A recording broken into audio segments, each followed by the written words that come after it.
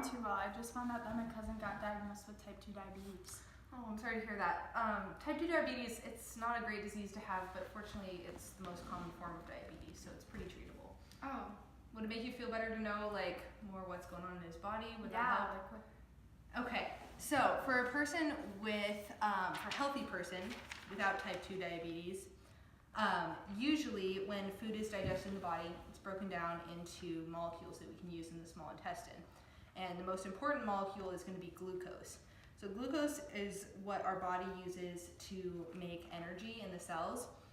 So for a healthy person, the glucose gets from their small intestine into their bloodstream and transported to the cells, but it can't get in without the help of this hormone insulin, which is made in the pancreas. Okay. So for a normal person, the insulin comes and binds, which allows glucose channels to open, and that way the glucose can get into the cell. But for someone with type 2 diabetes, it's not working, the insulin isn't working correctly. So the glucose is still in the bloodstream. Their pancreas usually is producing insulin, not always enough. Sometimes it's not the right kind. And so when it gets to the cells, some of them have become insulin resistant, which means when the insulin comes and binds, either it's not doing its job properly or the cells themselves aren't responding in the right way. So even when the insulin comes, the glucose channels aren't opening correctly and the glucose isn't getting into the cell, which means that the body can't produce energy and it's not working quite the same way.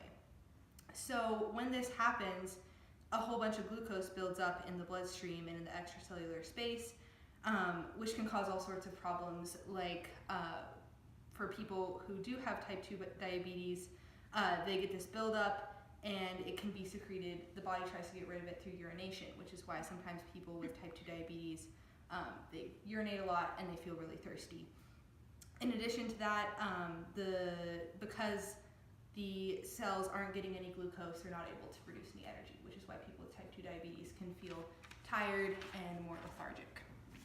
Okay, so then why would my cousin have to take insulin shots if his body is like insulin resistant? Yeah, so for people with type 2 diabetes, even if their cells are insulin resistant, they have multiple insulin receptors on their cells.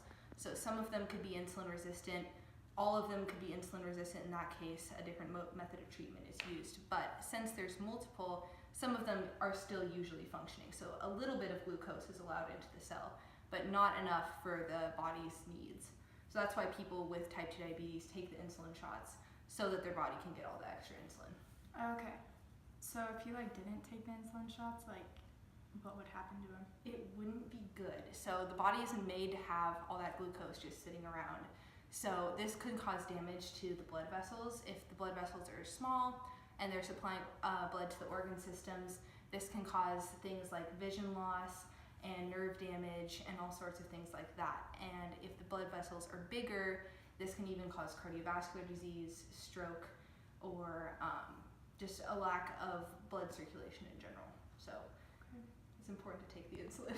Thank you for explaining that to me. That makes me feel a lot better. Well, I'm sure your cousin is going to keep going on with his life. Okay. Just about. Good.